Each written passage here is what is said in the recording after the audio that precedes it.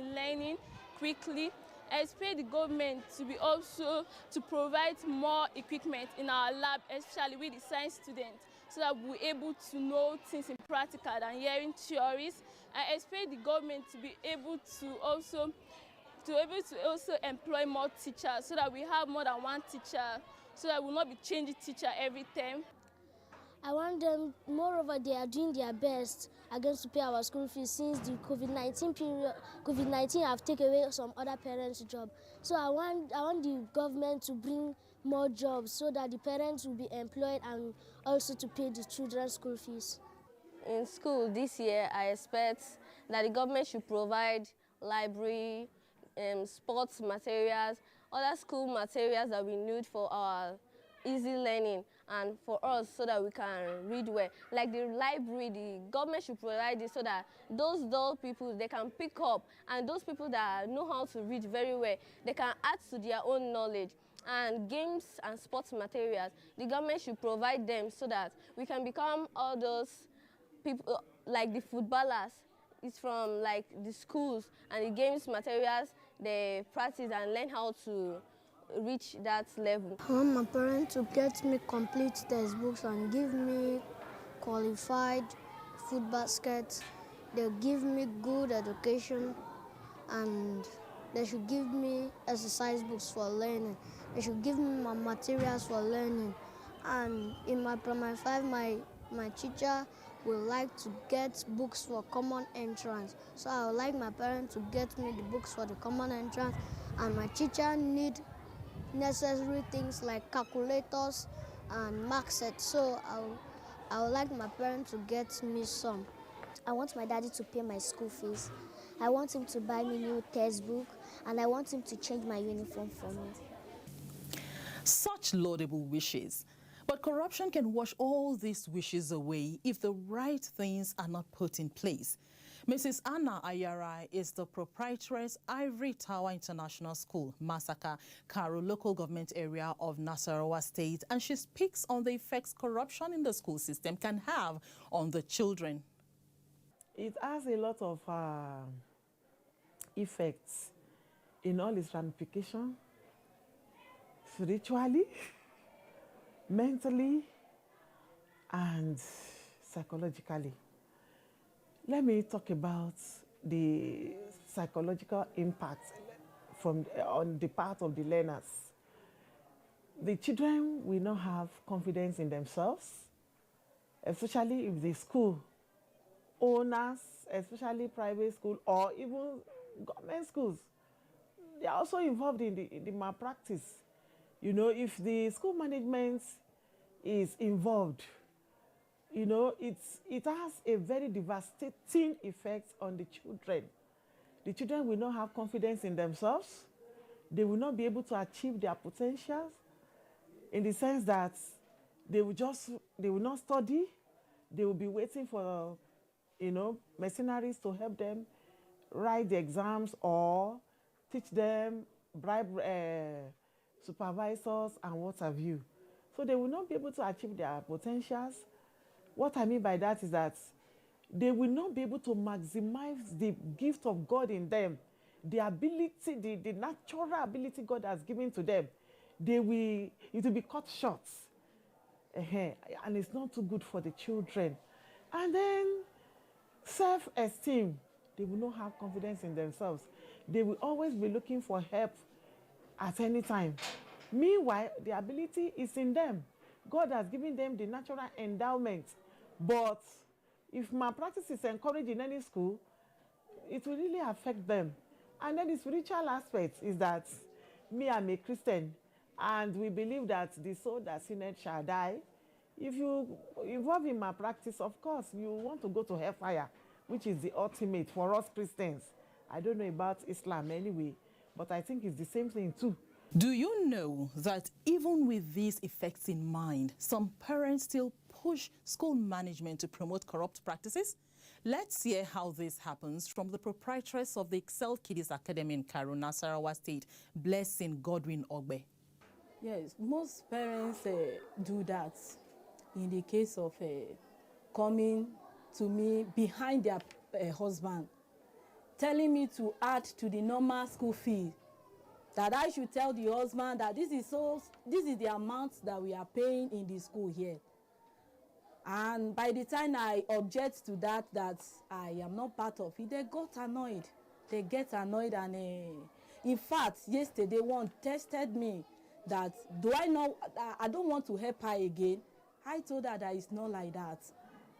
So parents are contributing, telling me to add to the normal fee, tell their husband, and the man unknowingly he will accept that and know that that's the normal fee we are paying, whereas it's not. Of all the corrupt practices in schools, examination malpractice tears at the heart of Idakbo Edo Emmanuel, a teacher. The high level of exam malpractices in the school system is very alarming, if I may say. I have been in teaching field for years, and I've come to discover that this has been a very serious problem that is confronting the success of our students in school system. This corrupt practice, what I call it corrupt practice, is just that the management of most of the schools tend to overlook it as if they were never aware of it. Whereas they know very well that things like this is happening in the school system. If we could stamp out this kind of acts in the school system, I do believe within myself, based on the training I have had, that the system will be standardized and everything will go very properly. You may be asking yourself now, why does corruption exist in our schools? Why is the education sector suffering in the hands of some corrupt people, parents, teachers, and students alike? Samuel Inaligwe Eche is a teacher, and he proffers some answers. I'm thinking all these things happen and they are in existence because sometimes students are not well prepared for their examination, and some parents also add to this. For example, you as the teacher correcting the parents now, the parents will just come from the house, bang on your gate and start shouting, why did you flog my child? Why did you do this? Why are you trying to correct the child? That is one aspect, and parents should try as much as possible to reduce these things, because if you trust the school enough to bring your child to school, you should also trust the teachers to be able to correct your children as well. So, an educationist, Stephen Nathan Amangu, believes that to tackle the problem of corruption among learners, two groups central to the development of children must join forces. I believe so much beyond what the teachers do in school. The parents of the students have a very great role to play, and then their discipline, what they do at home, they tend to bring it into the school. So I think a way out is to ensure that there be systems in monitoring the activities of students, liaising with their parents at home, so that whatever they learn in school as a system of living their life, there's their character first, should be the same thing they display back there at home. Because I think most times when you teach them what to do in school, their friends out there at home who didn't learn these things with them may mislead them against what they've learned in school. Now, closing the program today is the advice of the proprietress, Ivory Tower International School, Masaka, Karu Local Government Area, Nasarawa State, Mrs. Anna Ayara. Let me start with the students. Number one, I want to encourage every one of them that their destiny should be in their hands. They should know that in this issue, it is them. So they should not allow any teacher or proprietor or proprietress or principal to encourage them to be involved. They should read. WAEC, NECO, NAPTEP always set exam within the syllabus. And they will not go outside the syllabus to set any examination. And to me, these three examination bodies are very fair in marking and in scoring the students. So they should just go with that confidence. Just want to encourage the students that they should have confidence in themselves, and then encourage themselves that, look, oh, my destiny is in my hand and nobody should corrupt my life. Therefore, I must burn the midnight candle and make my parents proud. That's for the students. Then for school owners, I want to encourage my fellow school owners and principals that are in a government establishment that we should be careful with the way we train up these children. We should know that we have an account to give to the Almighty God. And if we corrupt them, God is going to ask us and is going to judge us. And then we should make serious laborious efforts to make sure that our teachers, the people that we employ or our employees are up and doing in their job, complete the scheme, give the children all that they need to make it in the various exams. So that's my own encouragement to the school owners and to the principals in government schools. And then to the teachers, they should be satisfied with whatever God has blessed them with. They should not encourage the children to be bringing nonsense money. All those money will not take them anywhere. It will not bless them. God will only bless whatever you get in the right way. But if you have made up your mind to collect nonsense money in order to help children to pass, that one is not even help as far as I am concerned. You are destroying their destiny. So I will encourage them to just look unto God and be satisfied with the little they are earning, and then also put their hands in small businesses after school lesson, and other small businesses that they can do within their environment to help their status. Every year, governments allocate money to education. These monies must be put to proper use so that issues of inadequate funding, unavailability of teachers, dilapidated structures, lack of writing materials, corruption in recruitment, posting and promotion, and all other forms of corrupt practices in the education sector can be squarely dealt with. The Eagle calls on governments, teachers, parents and students and all stakeholders to join hands together and kick corruption out of our school system.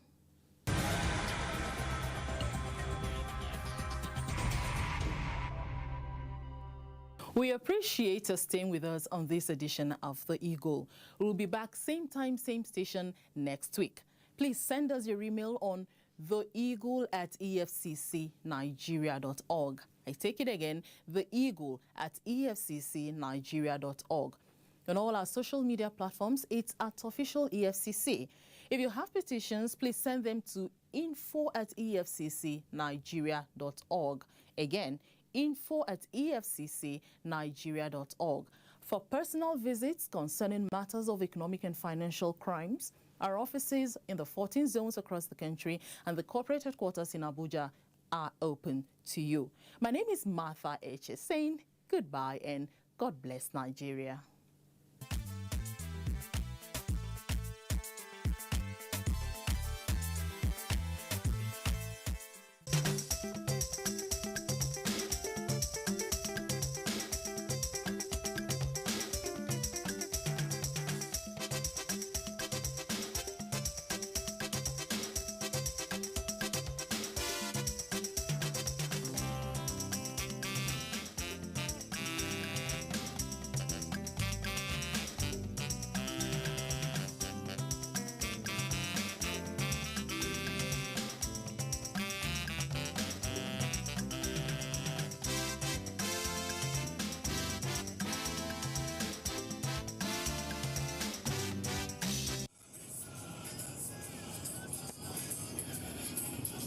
There's just something about speed and simplicity, but that speed and simplicity can be deceiving when you get behind the wheel.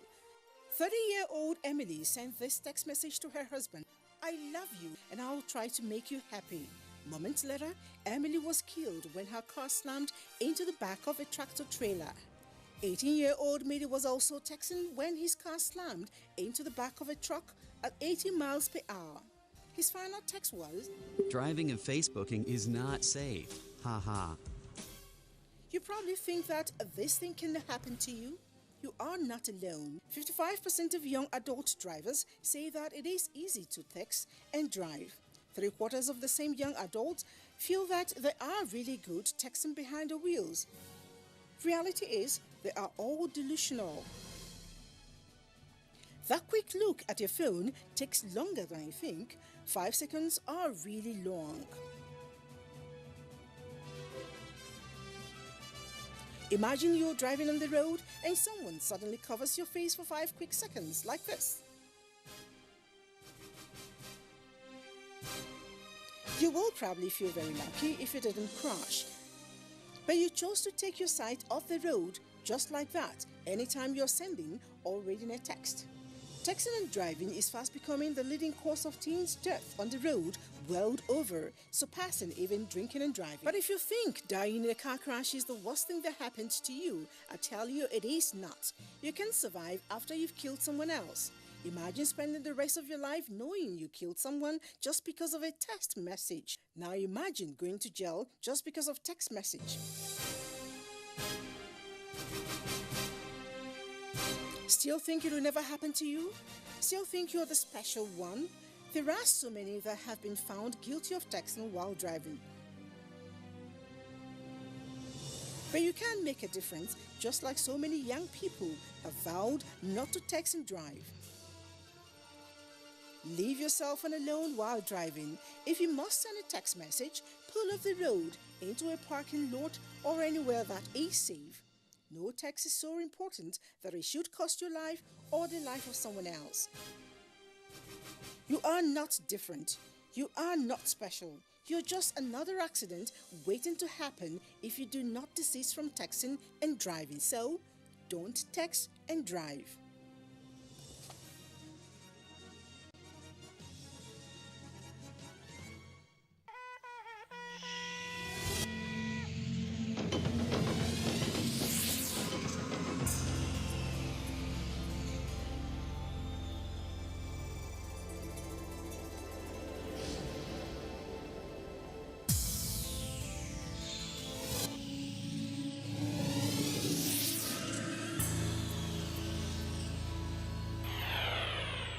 NTA, you can't beat the rich. Although social media as a channel of communication is inherently harmless, it becomes harmful and damaging when used without discretion and thoughtfulness. Bad social media users spread rumors and fake news without verification. But good social media users stop, reflect, and verify information before sharing it. Be a good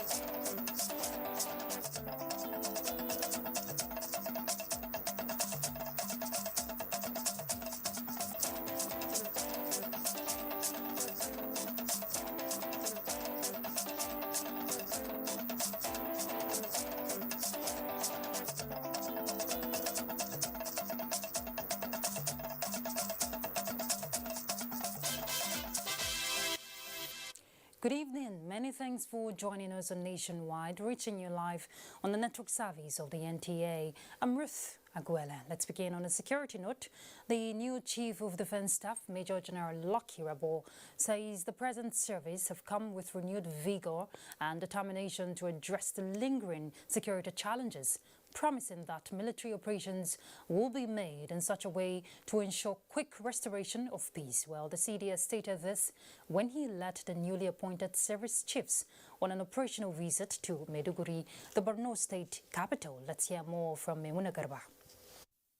The Chief of Defence Staff, Major General Lucky Rabo, in company of Chief of Army Staff, Major General Ibrahim Attahiru, Chief of Air Staff, Air Vice Marshal Isiaka Oladayo Amao, and Chief of Naval Staff, Rear Admiral Awal Zubairu Gambo, arrived Maiduguri for the first operational visit less than a week from their appointment by the President. The visit by the service chiefs was to assess the security situation in the Northeast region with a view to addressing it. Hence, they met with various commanders for briefing at the Military Command and Control Center, Operation Lafia Dole. While intimating Governor Babagana Umara Zulum on the purpose of their visit, General Erabo assured to actively engage other security operatives in routing the insurgents and appealed for understanding and support of the citizenry to enable them conclude the task.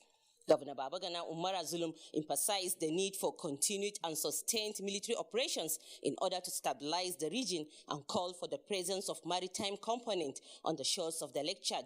Effective collaboration with our neighbors is very critical because the war has taken an international dimension. Meanwhile, the Chief of Defense Staff has addressed troops where he delivered the president's message that their welfare is his priority and assured to improve on the operational engagement, urging them to continue with their gallantry. There's going to be a new focus on the operation, and I would like to assure the general public that the team spirit that exists amongst the troops in the theater is what will be fostered to meet the operational objectives. Major General Loki Erabo had used the visit to debunk rumors of Chibok girls escaping from the custody of the insurgents. They visited wounded soldiers receiving treatment at 7 Division Hospital. The service chiefs had sought the fatherly blessings of the Shehu of Borno, Abubakar Ibn Umar Garbe Al-Amin El-Kenemi, and assured him to do everything within their powers to restore lasting peace to Borno. Responding, the Shehu assured them of traditional rulers and Borno citizenry's unwavering support to end the insurgency. In Maiduguri, Maimuna Garba, NTA News. Cutting-edge technology being employed by the Police and Crime Management using the Crime and Incident Database Center is fulfilling the force's desire to keep in tune with 21st century policing. Security correspondent Francis Form reports that the system has the capacity of storing 80 million fingerprints with chances of expansion. On the first floor. It is a typical day at the Crime and Incident Database Center, inaugurated by President Buhari about 2 years ago. The ingeniously built center is a technologically driven innovation that is helping the police in combating crimes and criminality. The system is a multi-purpose system. This system is also powered to be able to do what we call e-policing. Now, demographic biometric capturing of criminal suspects and all persons of interest to the law enforcement is done with ease. One of the very unique features of this system is that it's not just fingerprint dependent, it will also capture your fingerprint, it will capture your palm print, it will capture your iris, it will capture your photographs, and it will do a thorough facial recognition. Crime incidents are now reported to the police without having to visit the police station. Having this equipment deployed in Abuja has really assisted us in terms of our investigative or crime fighting capacities. And so it makes the work a bit easier when you are checking on the backgrounds of persons you suspect or during the course of investigations. Records of cases lodged at the police stations are kept and progress monitored up to when charged to court. With this, the police say it is impossible for a suspect to move from one location to the other and still commit the same offense. Francis Form, NTA News. The new chairman of National Drug Law Enforcement Agency, General Buba Marwa, in his maiden address to officers and men recently gave a marching order to the agency's commands and formations to commence a nationwide cleanup of black spots for illicit drug peddling and abuse. Well, to this effect, the FCT command of the agency has commenced in earnest with the raid of strategic spots in the nation's capital. Ilyasu Onotu Yakobo reports. There is a new sheriff in town in the NDLEA, and the resultant hit is already telling on the no-good doers. The first port of call was the Karo Abattoir, notorious for the negative trade in stock. A handful of illicit drug peddlers and users were rounded up.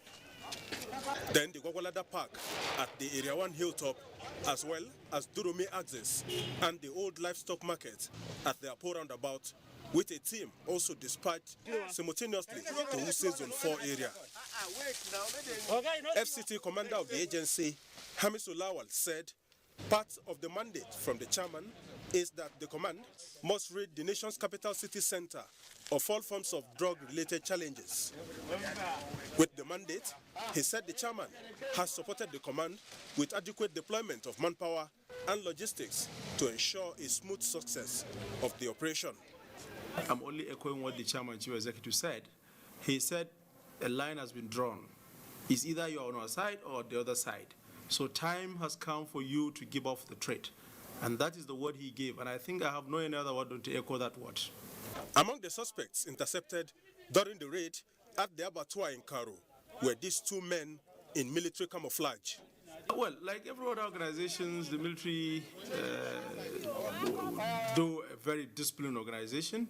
Unfortunately, you can always have a wayward.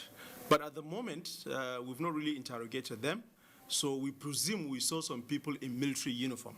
So is the investigation as it progresses will confirm to you and to the general public that these are military personnel. But for Commander now, Hamisu Lawal reiterated that the chairman has directed that the operation must be sustained until sanity is restored to the city. Ilyasu Onotu Yakubu, NTA News. The federal government has promised to ensure full implementation of its resettlement centers initiative so that internally displaced persons across the country will have befitting accommodation in their respective states. Federal Commissioner, National Commission for Refugees, Migrants and Internally Displaced Persons, Garba Mohammed disclosed this when he flagged off the distribution of food and other items to IDPs in Guma local government area of Benue State. Hosseini Mohammed Isa reports. The internally displaced persons who are taking refuge in Daudu 2 camp were displaced from various communities in Guma local government area of Benue State. To alleviate their sufferings, federal government through the National Commission for Refugees, Migrants and Internally Displaced Persons has provided food and non-food items as a palliative measure to reduce their hardship. The distribution, which was done amidst compliance to COVID-19 protocols, put smiles on the faces of the IDPs. We are very happy. We appreciate for what the National Commission has done to us. In fact, really, they show concern. Representative of the Federal Commissioner, National Commission for Refugees, Migrants and Internally Displaced Persons, Simon Omachoko, says more items will come the way of IDPs in the state. When the implementation of the 2021 budget starts, we are coming with more items that will take care of the increased number of POCs in the IDP camps. The camp is hosting over 2,000 IDPs, including children and the aged. The IDPs have been here for about 2 years now, and the distribution of these relief materials no doubt will go a long way in cushioning the hardship they are forced to live with. From Ipam IDPs camp here in Benue State, I am Hussein Mohammed Isa, NTA News. Yobe State Governor and Chairman APC Caretaker and Extraordinary Convention Planning Committee has charged members of the party to observe the COVID-19 protocol as the party commenced its membership registration and revalidation exercise. Governor Buni in a statement said the call became necessary for the party to ensure that the exercise is conducted in compliance with government's directives on COVID-19. He also explained that as the ruling party, APC would always support and work towards the success of all policies and programs of the government. The statement assured that the party has adequate materials and would provide the time needed to ensure everyone is registered, and cautioned members who may attempt to deny others from registering. And let's bring you update on COVID-19. The Nigeria Center for Disease Control has confirmed 685 new cases of COVID-19 in the country. Now, the new cases of the virus from 16 states. A breakdown of the cases indicates that Lagos has 355, Kaduna 58, Nasarawa 46, Kano 40, Akwa Ibom 33, Katsina 26, Ogun 25, Osun 21. Others are Rivers 16, Edo 15, Oyo 13, Ondo 12, Borno 11, Ekiti 9, Kebbi 3, and Plateau 2. Now, this brings the total number of confirmed cases to 131,242, 104,989 discharged, and 1,586 deaths recorded so far. Plateau State Governor Simon Lalong has charged stakeholders of the party to mobilize and attract new members to its fold at the ongoing revalidation exercise of the APC. Governor Lalong was speaking during the party's stakeholders meeting at the Government House in Jos. Winret's Sylvanus Lott will tell us more. The meeting presided over by the state APC chairman discussed extensively on ways of ensuring successful conduct of the party registration in the state. The registration officers are responsible for the registration of all members at the polling unit by issuing the membership registration form as well as entering the details in the membership register. Issue temporary membership slip upon enrollment. Use our resources, must use our time to go out and mobilize and ensure that people are properly registered. Governor Lalong charged members of the party to fully participate in the exercise and also mobilize existing and intending members for the exercise. As we set out to validate and register more members into our party, we should realize that it is our works that will speak for us. The governor said the party needs to consolidate on its gains over the years, urging them to abide strictly by the party's guidelines. In Jos, Rinret Silvanus-Lot, NTA News. In Lagos State, we hear that the housing deficit in the state has again been reduced as Governor Babajide Sanwo-Olu commissioned additional 216 home units in 2 local government areas of the state. Musa Toilet reports that the National Veterinary Research Institute office complex was part of the projects delivered by the governor. The housing units commissioned in Lekki Phase 2 comprised 84 units of 28 2-bedroom and 28 3-bedroom apartments on expanse land of 1.8 hectares. Ikmori, under the Surulere local government, took delivery of 132 home units comprising 88 2-bedroom units and 44 3-bedroom units sitting on 2.19 hectares of land. The housing units realized through public-private initiative are equipped with modern infrastructure. These include water reticulation plants, central sewage treatment plants, community centers, open recreational areas and car parks. With a combined 216 housing units commissioned by Governor Babajide Sanwo-Olu in Lekki Phase 2 and Ikmori, the governor says the dividends of democracy are being delivered in the housing sector. It's a deliberate attempt that we are spacing out development in the state. And like I did mention, we've done some bits in Lagos West. Everything we've done today is Lagos Central. We're also planning to go to Lagos East in different forms of development, and so we're going around like that. Governor Babajide Sanwo-Olu then proceeded to Ikoyi, where he commissioned a suspended 2-floor office complex, a 2-floor laboratory, and a block of 4 2-bedroom flats at the National Veterinary Research Institute. Vaccines is what we're looking for. Even if the vaccine is not for COVID-19 today, it could be a vaccine for another disease that we have not seen that could come tomorrow. The completion of this laboratory is very important to us because it will help us to take care of the livestock in the southwest region.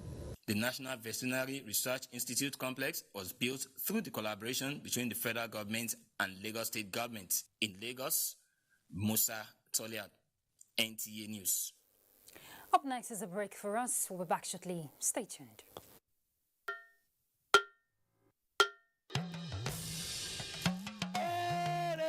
I bring you wonderful news. The village headmaster is coming back to your screen.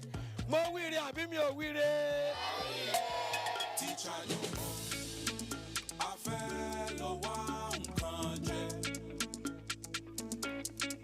Teacher yo a fẹ́ lọ wá nǹkan jẹ. Ọmọ onírẹsì ti dé. Ajebo na better school for last gidi. Not be all this on a rugged school for Hijab. I don't know for you. Second, it's called Oja Village. Kadesi. We know happy at all. And I know that even you too, you are getting a lot of orders too. We are trying, Shao. Sweep her leg out. She was standing there. Sweep it. I love you so much. And how did I give you the impression that I was interested in that position?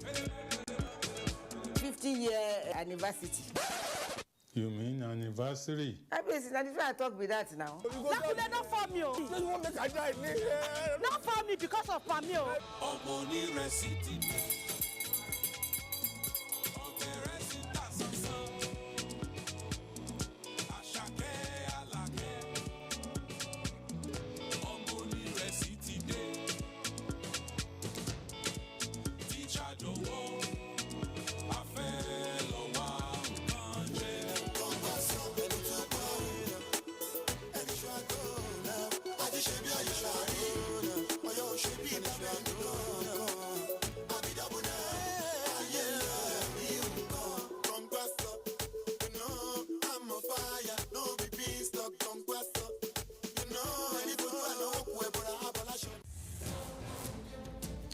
from dusk to dawn, 24 hours a day. NTA International is with you. In your living room, office, and everywhere, anywhere. We provide a company you desire in terms of balanced and up-to-date news, programs, and the best of entertainment.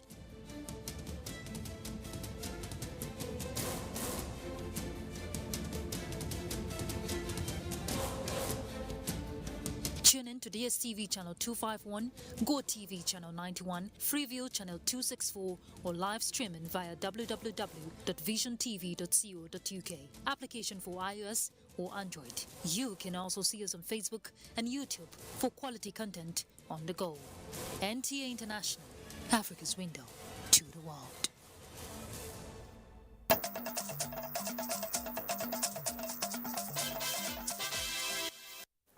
Welcome back. Gas expansion project for economic growth.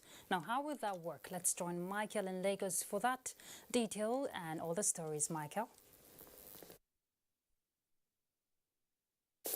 Thank you, Ruth. Nigeria, as a developing economy, has invested massively in the development of key economic sector to drive sustainable growth with little attention given to the gas industry. Abolade Salami in this report takes a look at the huge opportunities embedded in the sector for economic gains. Natural gas in Nigeria over the years has not been fully harnessed for economic gains, as more than 324 billion cubic feet of gas, equivalent to $1 billion in revenue, which could as well generate 3,000 megawatts of electricity daily, was fled in 2017. In an attempt to diversify so as to overcome the crude oil price volatility that mostly affects economic performance and expand the energy value chain for economic growth, the Central Bank of Nigeria in September offered 250 billion naira intervention facility as loan to companies willing to invest in gas. The initiative targeted at stimulating investment in the development of infrastructure to boost domestic gas resources for economic growth. Energy players note will aggressively drive more revenue. By January this year, it became evident to Mr. President, who is the substantive Minister of Petroleum Resources, that we simply can't continue running the hydrocarbon industry the way we've been running for the last 70 years. As the ninth largest gas reserves country in the world, with over 188 trillion cubic feet of gas, which are exported as LNG, Nigeria now stands a better chance of reaping more of economic benefits and creation of jobs with the federal government initiative for petrol vehicles to run on LPG. With the right mindset which is available now and the right team, we can make it fly in the use of gas as an alternative, either LPG, CNG or LNG. These are gas that we have locally and they don't need to be imported. It is expected that the various gas expansion policies of the government will drive the needed economic and social benefits. In Lagos, Abolade Salami, NTA News. The reality caused by the coronavirus pandemic is changing the spectrum of things, while emergency responders in recognition of these are brazen up to innovation to meet the mandate. These new methods were highlighted at a 3-day basic first aid recertification course for emergency responders organized by the National Emergency Management Agency in collaboration with the Nigeria Red Cross Society in Lagos. Imole Ayotokede has details. First aid is the initial help given to a casualty in an accident or sudden illness before or after he or she is taken to the hospital for secondary intervention in a serious situation. However, the intervention and procedural techniques administered on casualties are gradually changing due to the coronavirus pandemic, which has changed how things are done, especially with regards to issues of cardiopulmonary resuscitation. This training is therefore to equip emergency responders with the new techniques in vogue. Most times we find gaps between the responding agencies while we are trying to apply first aid on victims and related people around the disaster scene. Previously, we don't mind all the process of resuscitation, but the system has changed. we don't want to have direct contact with the casualty. So we just look at the rise and fall of the chest instead of trying to listen to the sound of breath, and that will be enough to ascertain if the casualty is breathing or not. A simulation exercise to assess the level of participants' knowledge about the new techniques for crowd control and evacuation of victims from the accident scene to the ambulance were taught. Be able to see what to do, how to attend to the victims at the scene of incident as quick as possible. NEMA is hopeful that the training will enable them work more effectively with other emergency agencies while on field. In Lagos, Imoli Ayotokide, NTA News. We have more stories on Nationwide, and Ruth is still in Abuja for details. Thank you, Michael. The Supreme Court has reserved judgment on the appeals of the dissolution of local government council executives in 2015, filed by the People's Democratic Party. Dissolved local government chairmen and councillors in Katsina State, Austin Ayembe, has more to tell us. There are 3 separate appeals filed before the Supreme Court by the appellants, all praying for nullification of the dissolution of the local government council by the governor of Katsina State, Bello Masari, in June 2015. Following the submission of brief of arguments by parties, counsel to the respondents, Liman Senior Advocate of Nigeria, urged the court to consolidate the appeals since they have the same prayers. This was not objected to by counsel to the appellants, Abdul Hamid Mohammed. Consequently, the court set aside a date for judgment to be communicated to all parties. We suggested to their lordships that it is better that the appeals are harmonized so that we'll have a judgment which there won't be conflict between judgment in one and judgment in the other. One of the central issues now to be determined is the constitutionality of that dissolution, or whether the allegation of misappropriation, which is a criminal offense, can now be determined by a committee, of the State Assembly. The dissolved local government chairmen and more than 300 councillors are pressing for the declaration of the action of the governor null and void and an order for their reinstatement. From the Supreme Court in Abuja, Austin Ayebe, NTA News. Still on the judiciary scene, the trial of former chairman of the defunct Pension Reform Task Team, Abdurrashid Maina, has been adjourned to February 19th, 2021, following an application for adjournment by the defendant's new counsel, Sani Katu SAN, on the basis that he needed adequate time to prepare for Maina's defense. Though prosecution counsel Salisu Abubakar opposed the motion, the court, guided by Section 396 of the Administration of Criminal Justice Act, granted Maina's prayer. Maina is facing 12-count charges of alleged fraudulent conversion of public funds to the tune of about 3.1 billion naira. He is currently in correctional custody. The Nigerian Customs Service has been alerted of a plot by economic saboteurs to smuggle 19 trucks of decomposed and poisonous rice from the Republic of Benin into the country. President, National Association of Nigerian Traders, Ken Ukahua, who raised the alarm on NTA's Good Morning Nigeria, lamented, alongside other guests, the influx of foreign rice in the country with the reopening of the land borders. Lydia Sampson reports.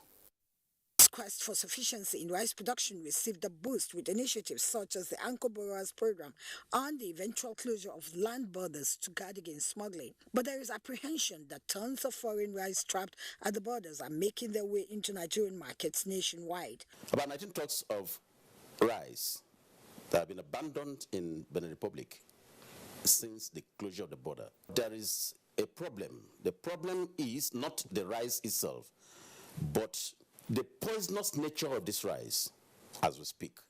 Now, there is an argument, a debate within them. Should we export this or should we bear this and destroy it? And there is a sense that we're getting that they are now exporting, moving this to Nigeria. And this is very, very dangerous to Nigerians.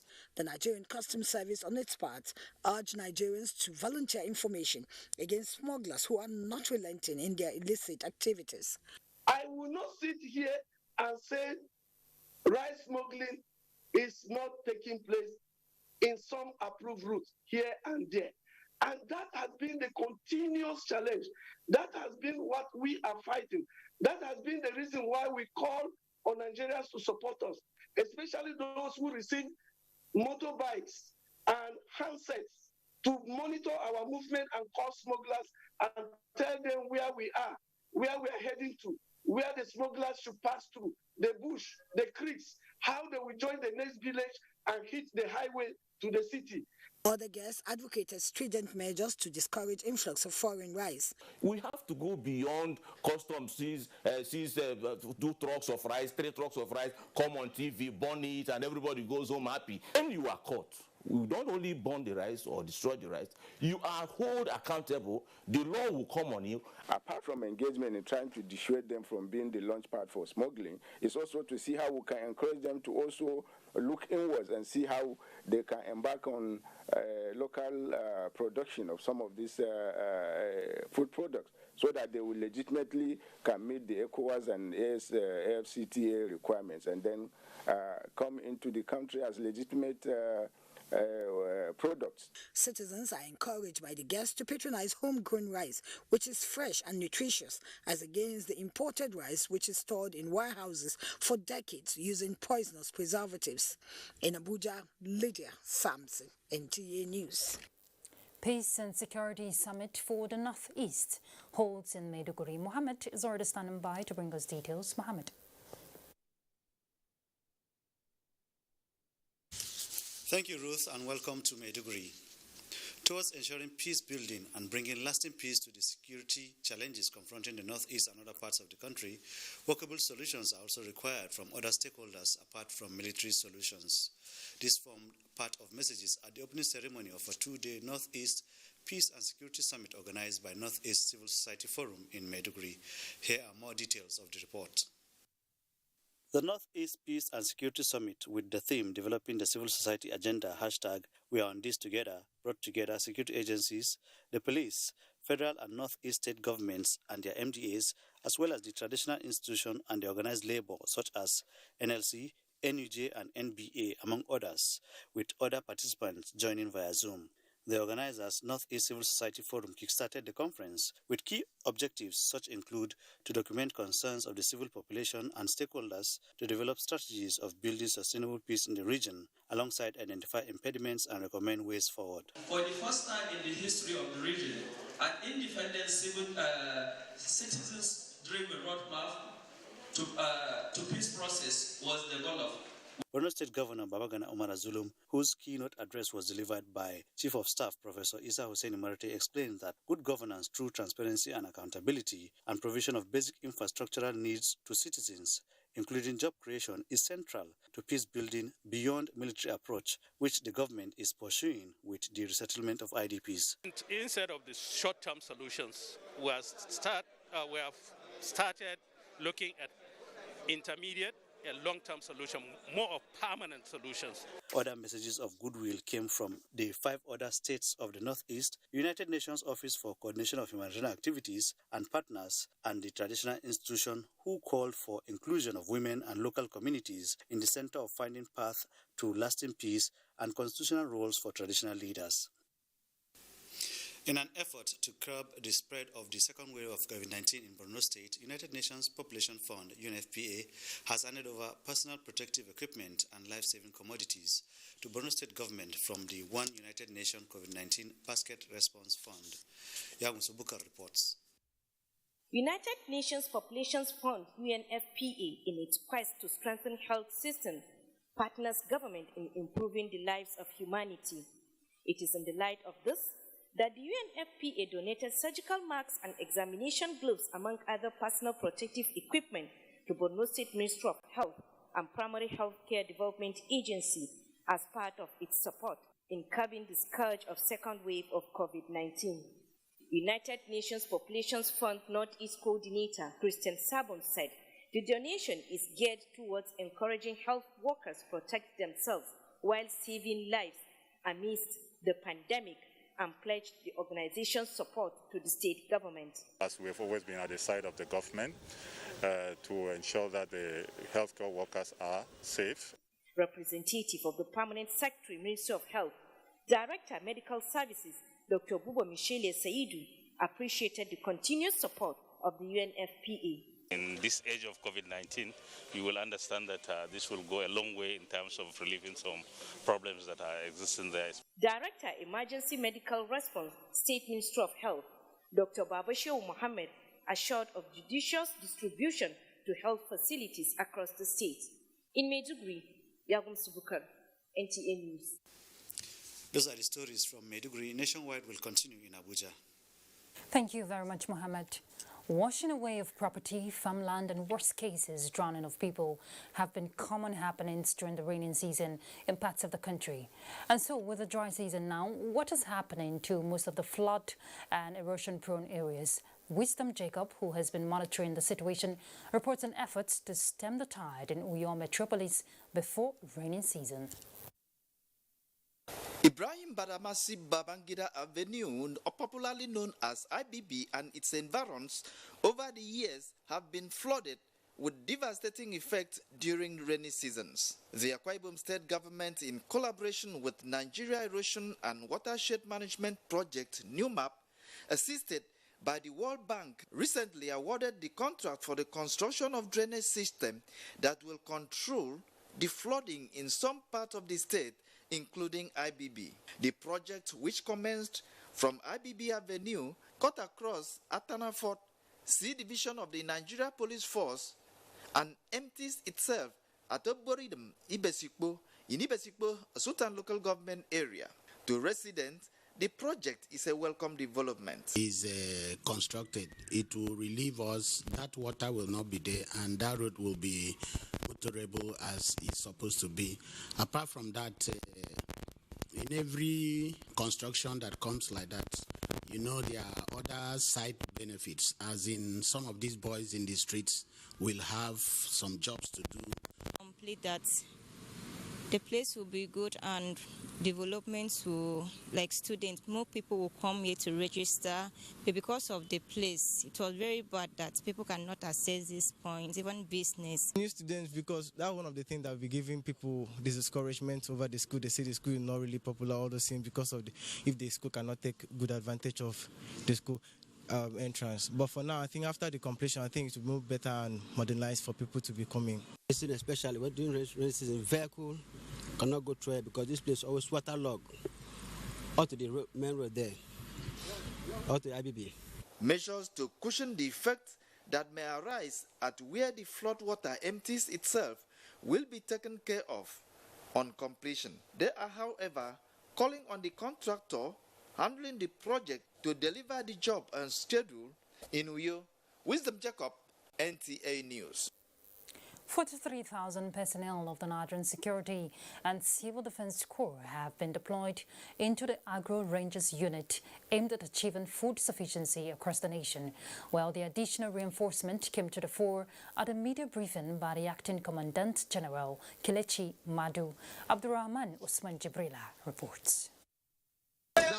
Protection of critical national assets is the main responsibility of the Nigeria Security and Civil Defense Corps, which explains their success in stemming the tide of oil bunkering and vandalization of power, oil and other facilities.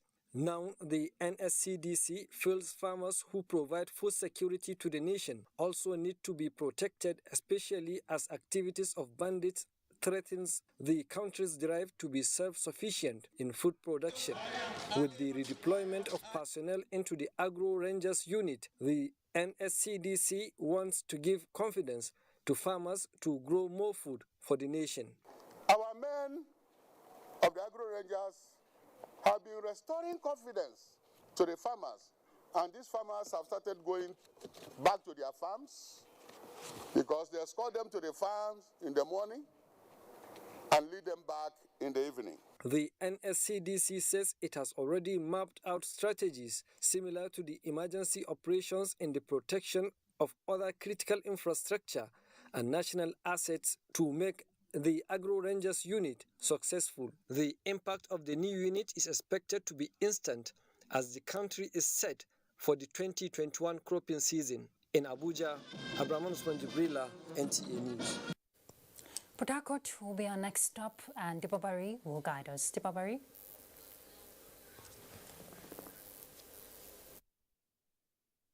Welcome to Port Harcourt. The current dry season has again brought to the fore the incident of soot alongside its attendant environmental and health challenges confronting residents in Rivers State. Concerned residents insist unless the government takes decisive actions, these may not be an end in sight amidst its associated risk. Kingsley Amaji reports.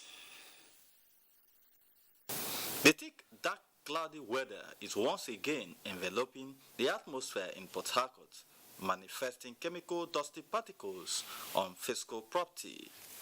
An environmentalist, Dr. Vincent Welly, is worried about the chemical deposits given their environmental and health risks. There have been no time the soot had disappeared because the activities leading to it is still there. At this period, people who are very vulnerable are the children and the elderly.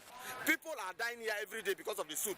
They inhale the soot and the soot settle with them and settle in their respiratory organ, and before you know they died. But we are thinking that the federal government giving licenses to modular refineries will reduce the soot in the Niger Delta. And our security agencies, most of them are aware. If you check from our waterways, you will see those boys there. They are hanging there with their badges, and the security are still there.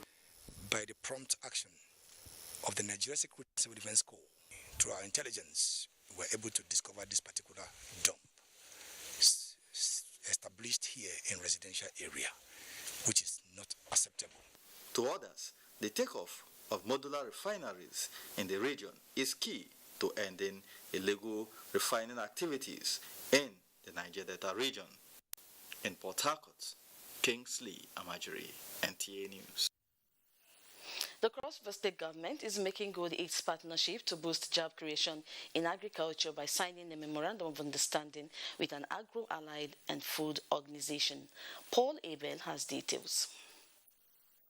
In November 2020, the Cross-River State government, Central Bank of Nigeria, and an agro-allied and food company entered a partnership to create 2,000 jobs in agriculture.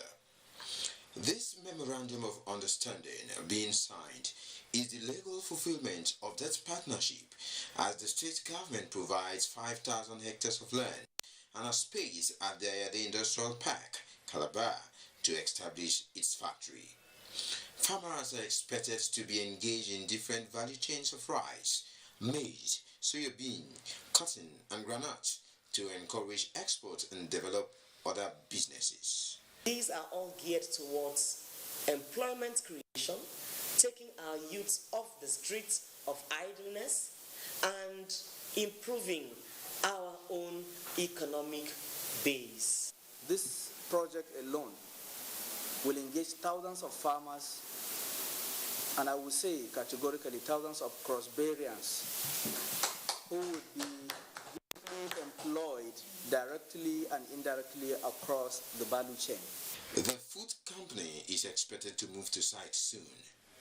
In Calabar, Paul Abel, NTA News. We are done from here. More reports from Sokoto right after the break. Good evening.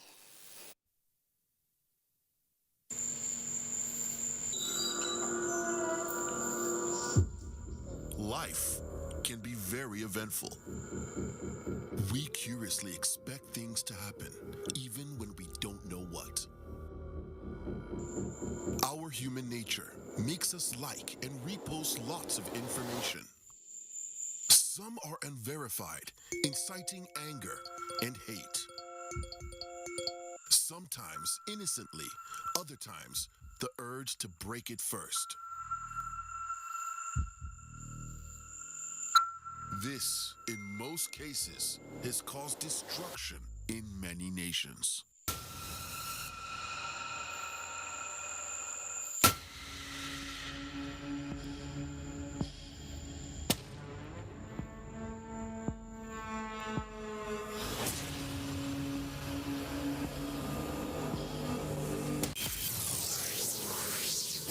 A new edition of TV Guide is out with special focus on the game changer, His Excellency Governor Abdullahi of Nasarawa State. Broadcasting in a digital economy, Maxwell Logo gives an insight.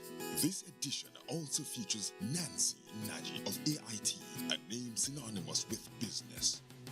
Meet the NCDC boss, Dr. Chikwe Ihekweazu. TV Guide, your indispensable companion, also x-rays the relevance of social media in the modern society. Meet some TV professionals who have impacted their spaces and other inspiring stories in sports, entertainment, and lots more. Grab a copy at the vendor near you or NTA station nationwide. TV Guide, your indispensable companion.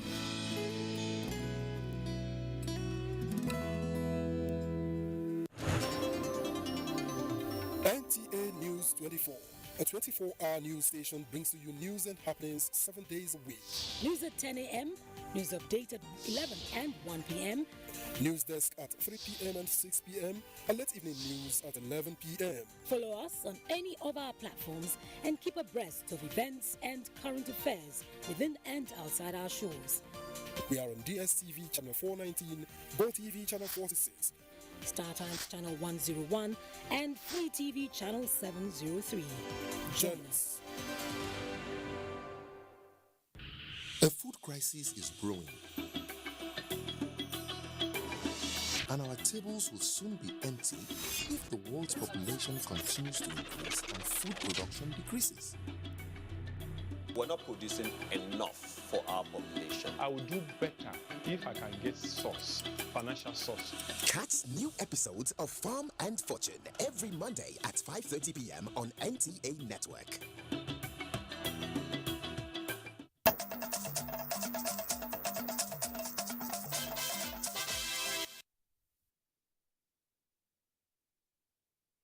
Welcome to Sokoto on Nationwide.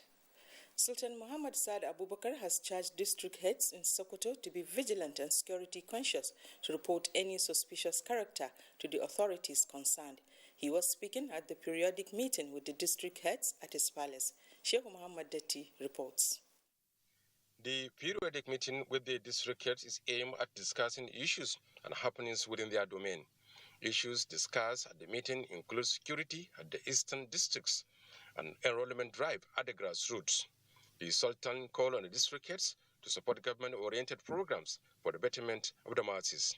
District head of Binji was directed by the Sultan to brief his colleagues on the issue of enrollment drive by government, which is targeting 90,000 pupils in the state.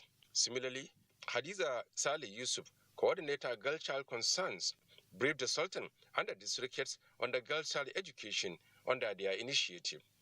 The program is designed to work with district heads to ensure the education of the girl child up to secondary level. 5 states that include Sokoto, Kebbi, Zamfara, Yobe, and Borno are to benefit from the program. In Sokoto, Sheikh Muhammad Dati, NTA News.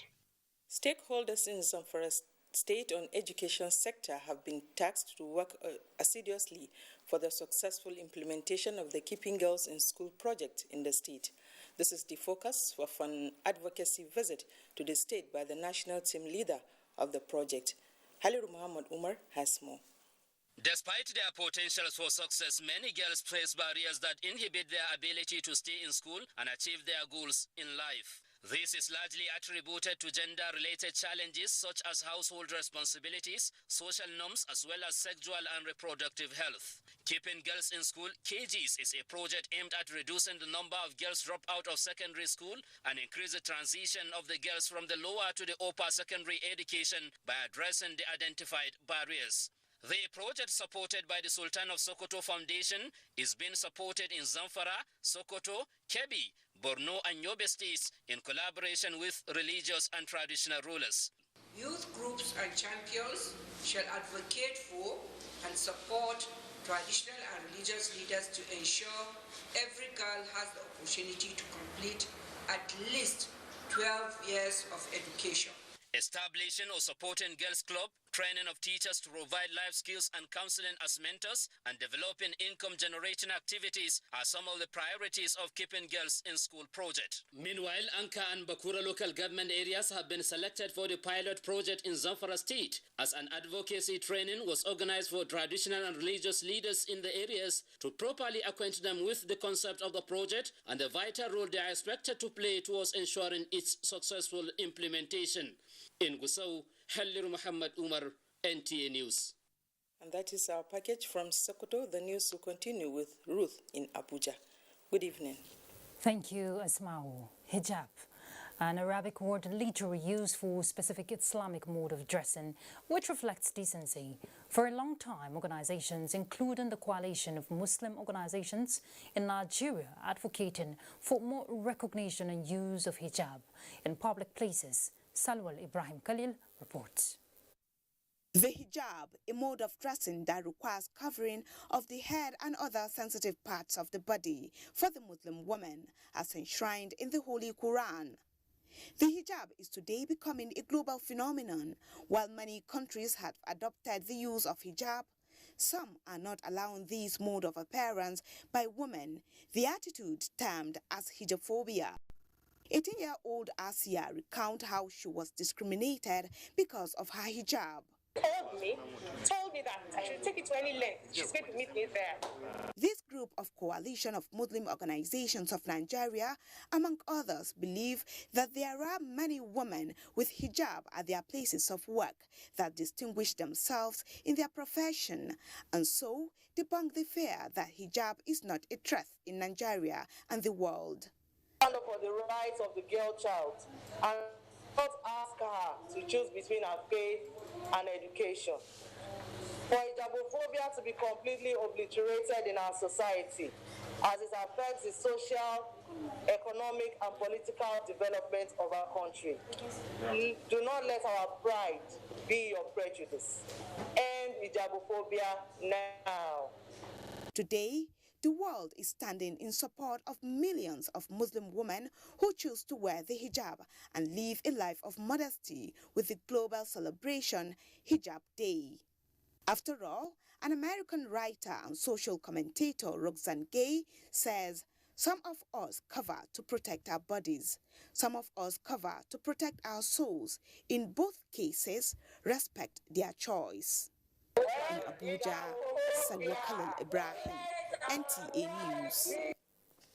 Happy World Hijab Day to our Muslim faithful. The Nigeria Police Force is engaging secondary school students on career development in the force to further widen their horizon on inherent opportunities. Security correspondent Francis Pham reports that the engagement took form of an enlightenment campaign in some selected schools in Abuja, where value reorientation came to the front burner. Very possible that you become a doctor and you join the police force. How many people here want to join the police force? Reaching out to the young minds through sensitization on the functions and responsibilities of the force is the adopted strategy for the campaign, while appealing to their conscience to stay out of crimes that will hamper their ambitions. If you say, I don't want to be a police officer, that means you are actually limiting yourself. What is the nexus between a lawyer and the Nigerian police?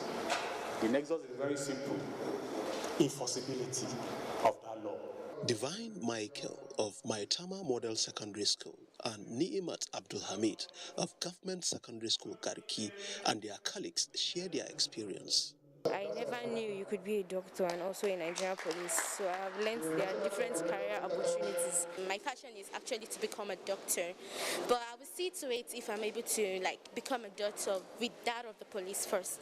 Yes, I have intentions of joining the police after my WAEC and JAM. They've actually told us more about what we needed to know. With these testimonies, the perceptions of Divine, Neymats and others may have changed about the Nigeria police if there were doubts in their minds before the engagement.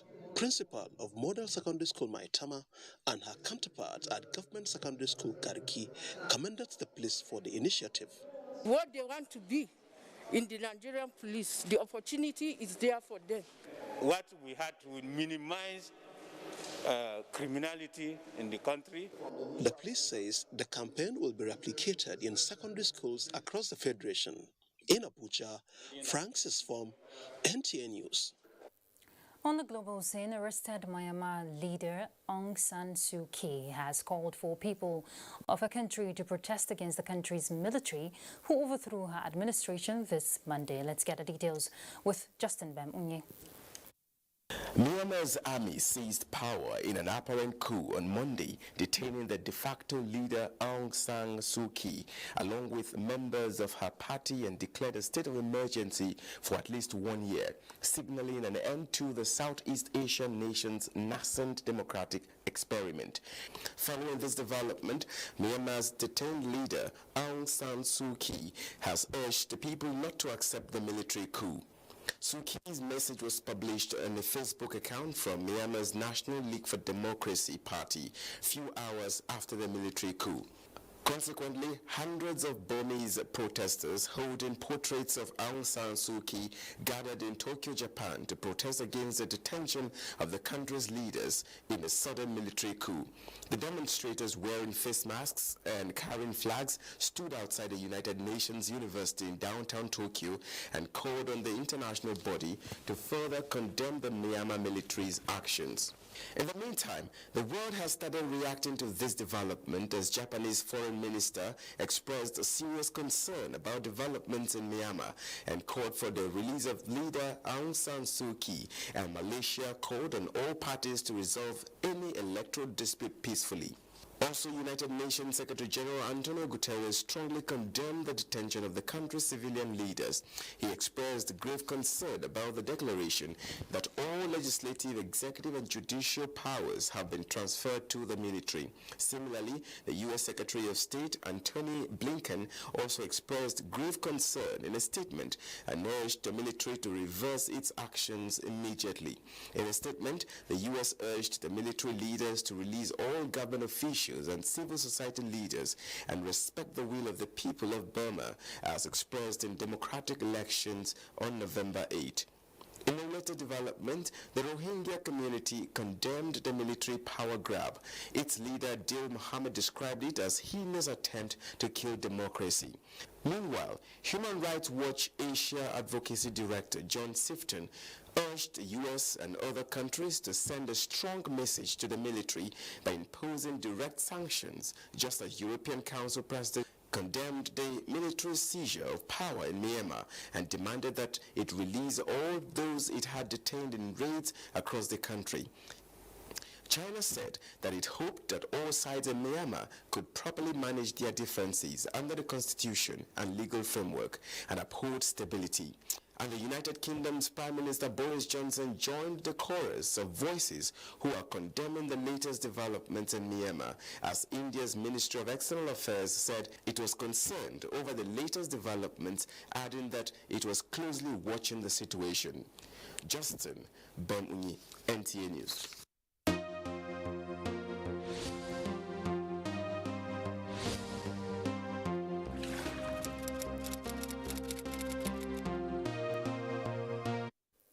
And we're done with Nationwide. We do appreciate your company, but let's keep the fight on against rape and rapists. All you have to do, connect with NTA.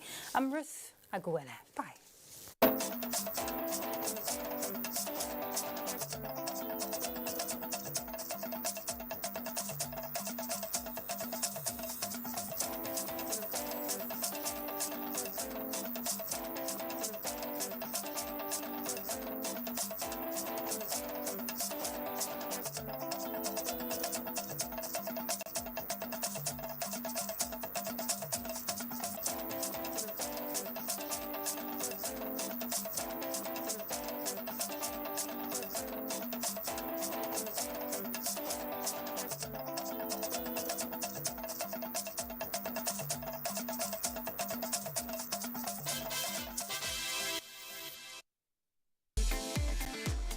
From dusk to dawn, 24 hours a day, NTA International is with you in your living room, office, everywhere and anywhere.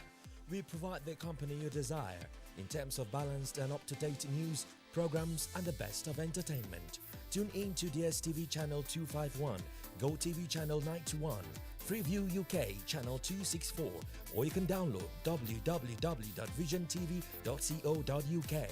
App for iOS or Android. You can also see us on Facebook and YouTube for quality content on the go. NTA International, Africa's window to the world.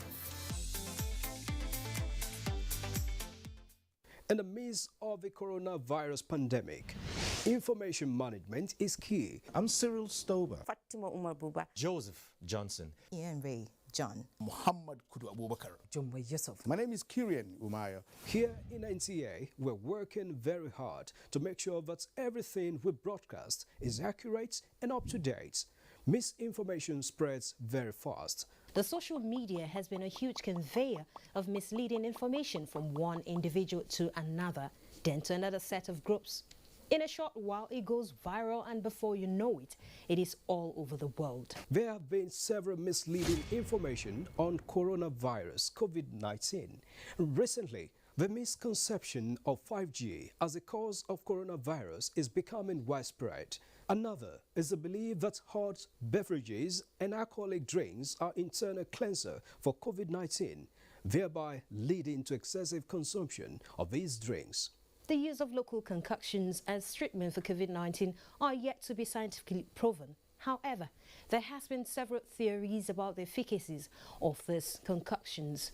We should stay safe and denounce all manner of fake news and misleading information on COVID-19. For medical advice, go on the WHO website, Nigeria Center for Disease Control, NCDC website, or stick with the advisories from the Presidential Task Force on COVID-19 or other authentic official sources. NTA is one of them.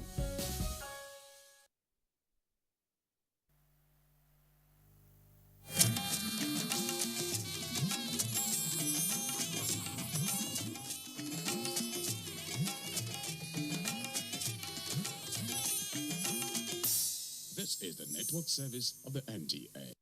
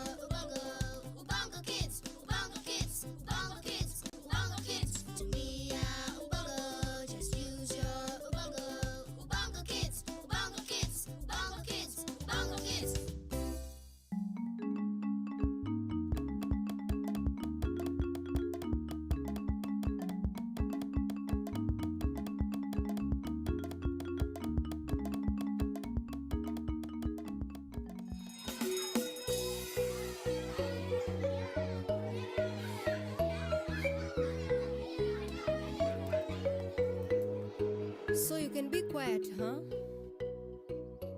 This is your new teacher. She'll be teaching you practical life skills. We're finally getting practical life skills. My name is Miss Mlea.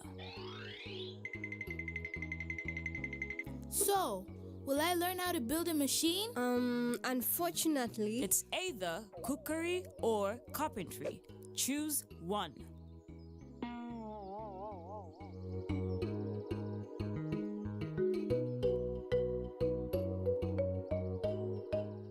Cookery to my left and carpentry to my right. Pick what you love and are comfortable with. Remember that you'll be presenting whatever you make on Parents' Day this Saturday. Good luck, kids.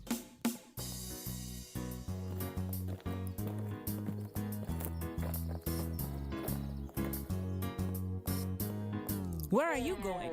To the carpentry side. I want to make a stool. Have you ever seen girls do carpentry? No, because they belong in the kitchen. Carpentry is for boys. This is a very important course. You'll get entrepreneurial skills that will help you find easy employment or self-employment. Doing something I don't even like. A teaspoon of garlic, a teaspoon of cinnamon, a kilo of rice. I hope this pilau comes out just right. What will you cook? I don't know. I don't want to cook. I want to make a stool. But I can't choose carpentry just because I'm a girl. What's stopping me from making a stool? I have the same hands as boys do. Go ahead and cook. What's so bad about cookery? Sometimes I don't enjoy cooking, but my grandma would be proud of me when she sees I'm able to cook pilau. The women in our family are very, very famous for their pilau. There must be another way. Something smells delicious at Koba's house. Let's go find out. Let's. Maybe the food will cheer me up.